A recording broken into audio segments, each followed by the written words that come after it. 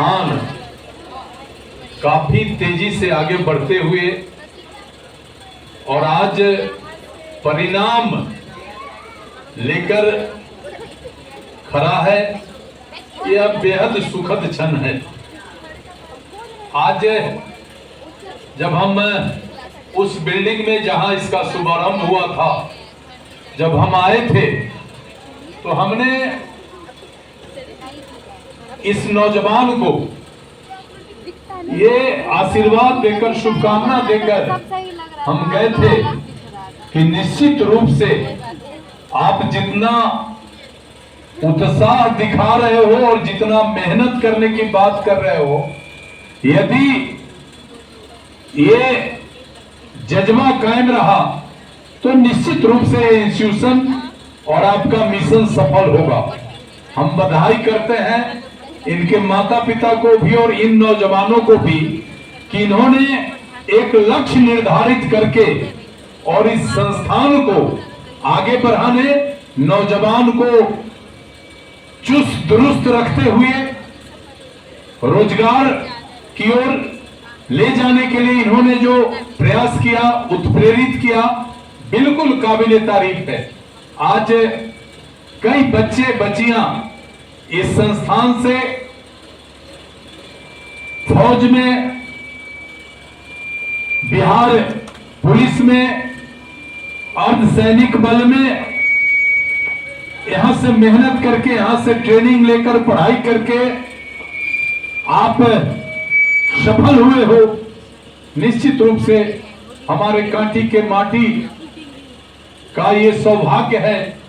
ये पहला इंस्टीट्यूशन है हमारे इलाके में जो एक डिवोशन के साथ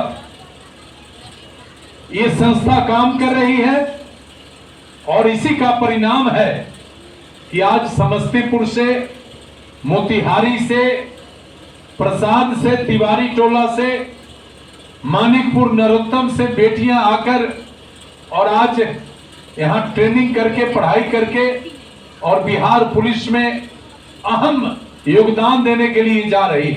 हमें काफी प्रसन्नता है आज इस माहौल को देखकर। हमें आपके इस प्रयास का, इस मेहनत को ऐसे भी सराहते हुए हम फिर से शुभकामना देते हैं कि आपका जो मिशन है, जिस डिवोशन के साथ आप आगे बढ़ रहे हैं, आप आगे बढ़िए। आने वाले दिनों में आप इससे भी बड़ी ऊंचाई तक आप पहुंचिएगा, हमें पूरा भरोसा और विश्वास है। मित्रों, ये जो बेटियां पुलिस में जा रही, देखो समाज में पुलिस का जो छवि है वो काफी बदनाम हो चुका। क्योंकि हम ये बात इसलिए कह रहे हैं कि मैं सुबह से शाम तक अगर 100 पैरवी करता हूं तो उसमें 95 पैरवी पुलिस के खिलाफ करना पड़ता है, पुलिस के लिए करना पड़ता है। अब इसका मुख्य वजह है कि हम तो जा रहे हैं सेवा करने, हम तो जा रहे हैं सुरक्षा करने, हम तो जा रहे हैं अपने प्रदेश को अपराध मुक्त करने का संकल्प लेकर अपना सेवा देने। लेकिन जैसे ही हमारी बहाली और नियुक्ति हो जाती है, हम मुख्य पथ को छोड़कर डाइवर्ट हो जाते हैं। अब इसका परिणाम क्या होता है कि हम जितना मेहनत करके, जिस मिशन को लक्ष्य करके हमने काम किया है, उसका रिजल्ट नहीं हो पाता है। इसलिए बेटी, आज परसों हम डीजीपी के साथ बैठे थे, विनय जी के साथ, बड़े ईमानदार कर्मठ डीजीपी इस राज्य को मिले हुए हैं। उन्होंने हमको बताया कि मंत्री जी,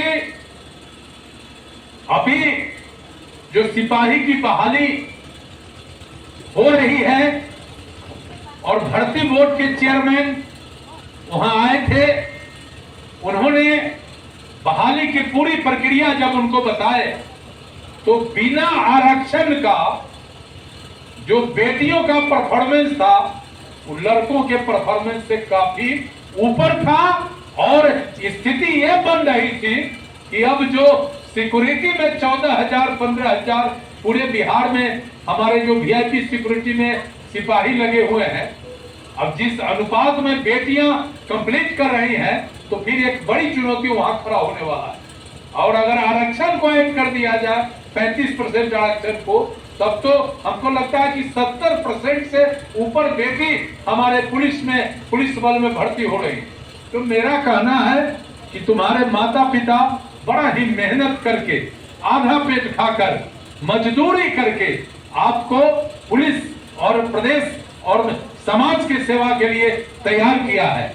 आप निश्चित रूप से जाएंगे तो पूरे ईमानदारी और निष्ठा के साथ न केवल नौकरी करेंगे, बल्कि अपने परिवार, अपने पिता माता का जो प्रतिष्ठा, सामाजिक प्रतिष्ठा है, उसको भी समझते हुए ईमानदारी से जो नीडी पर्सन है, जो जरूरतमंद है, आप अपने दायित्व के तहत उसका मदद करेंगे और अपने कर्तव्य पर रहेंगे।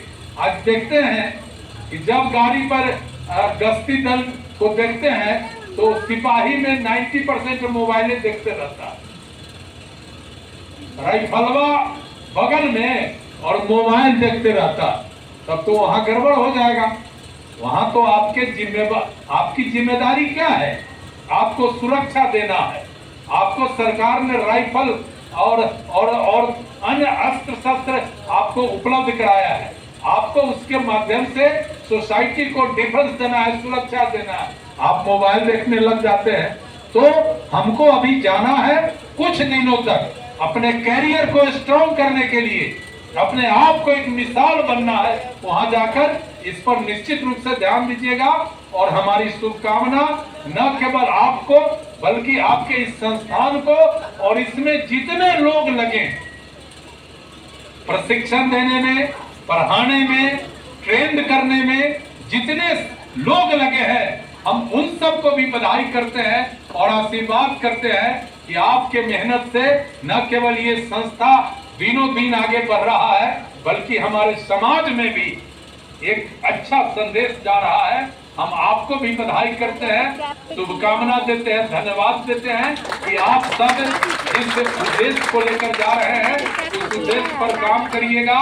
परिवार, समाज और अपना सम्मान कायम रखने का भी जिम्मेवारी आप ही को है, इसको बनाए रखिएगा। जय हिंद, जय भारत।